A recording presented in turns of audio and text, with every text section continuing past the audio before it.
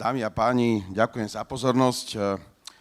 Ja vás nezdržím dlho, pretože ste si vyžiadali, aby som ešte raz pustil ten film, lebo veľa z vás ho nevidelo, tak dúfam, že si ho s radosťou pozrete. Strašne mi to robí dobre, ale nechcem sa s tým chváliť a priznávať, ale sa mi to páči. Každopádne zdržím vás len minútku k tej knihe. Veľa z vás sa pýtalo, že prečo tú knihu predávame a prečo stojí 199 eur, že či sme stratili rozum. Tak predávame ju len preto, aby sme neboli nespravodliví k tým, ktorí sú neni členmi združenia a dali im istú šancu. A cena je tam preto taká, že pre nás bude viac, keď vstúpite do združenia a dáme vám ju zadarmo, ako keď vám ju máme predať a keď už, tak nech za to na tom niečo máme, pretože to vydanie knihy bolo extrémne drahé.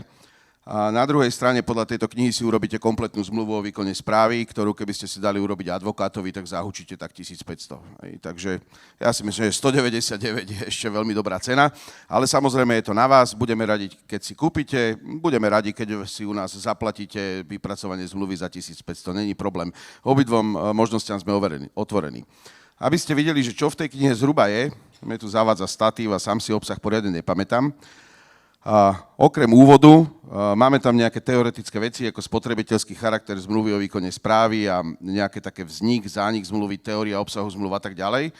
Ale z toho obsahu, ktorý často v zmluvách o výkone správy, ktoré sme študovali, sú chybné a sú veľmi zle pouzatvárané a spôsobujú prehrávania súdnych sporov a pokuty od obchodnej inšpekcie, tak by ste sa čudovali, ale už aj zlé označenie zmluvných strán, význam preambuly, dobré zadefinovanie predmetu zmluvy, lebo len uvie, že budete robiť správu domu, to tam naozaj nestačí. Práva a povinnosti správcu, práva a povinnosti vlastníkov, vytknutie vady a ochrana spotrebiteľa, máme tam rozpracovanú náhradu, jak sa to volá tá smernica reklamačného poriadku, ktorý teraz podľa aktuálneho zákona vlastne nie je povinný, ale vy to nejak musíte mať spracované, čiže dávame vám možnosť mať to priamo v zmluve o výkone správy, čo je výrazne jednoduchšie, ako sa babrať s tými ľuďmi a s vystavovaním nejakých dokumentov. Máte tam rôzne vzory v tej knihe, napríklad vzor potvrdenia správcu o prijatí vytknutia vady, čiže po starom reklamácie.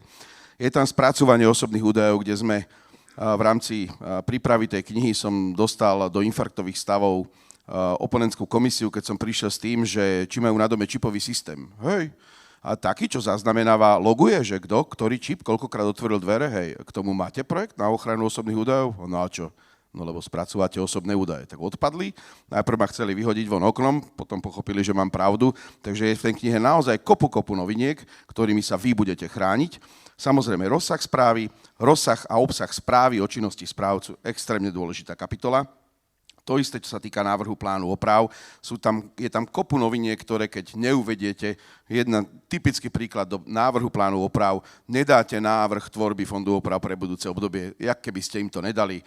Máme tam zase nejaké rozhodnutia aj obchodnej inšpekcie, je za to pokuta jak vyšitá. Komunikácia, doručovanie, čo to tam máme, predkladanie, spôsoby obvykle. Je tam vysvetlený, aký je rozdiel medzi zabezpečovaním, realizáciou, doručovaním, predkladaním, lebo to sú fakt rozdielne pojmy, napriek tomu, že si to správcovia často zamieňajú. Je tam rozpísané všetko o zálohovom predpise, vyúčtovaní, vrátanie spôsobov rozpočítavania, máme tam aj nejaké modely ekonomické.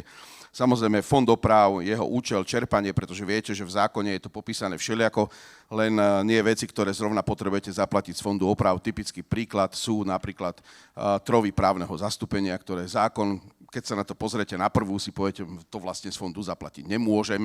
No nie je to pravda, ale zase zmluva musí vyriešiť nejaké veci.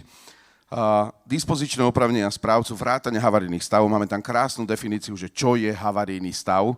Čiže nie, že už to máme 10 rokov v havarijnom stave, to není havarijný stav, keď to vydržalo 10 rokov, ale k tomu si veľa povieme zajtra, pretože o veľa z týchto veciach budeme zajtra diskutovať aj o dôležitých judikátoch, ktoré sú v tej knihe, aj o analýze rozhodnutí obchodnej inšpekcie, ktoré tieto veci stáli peniaze niektorých správcov na pokutách.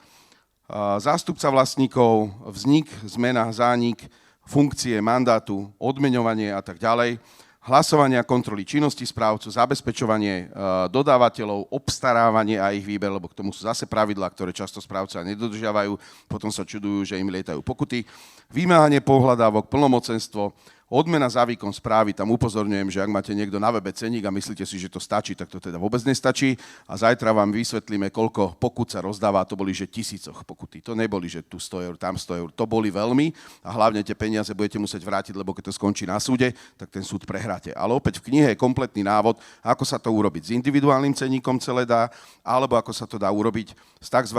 Určiteľnou časťou odmeny za správu, ale to vám všetko zajtra vysvetlíme. Samozrejme, záver, čiže dozdržoval som. Ja vás len chcem nabádať, že knihu, tí, ktorí ste nečlenovia, si môžete naozaj kúpiť len na tejto konferencii.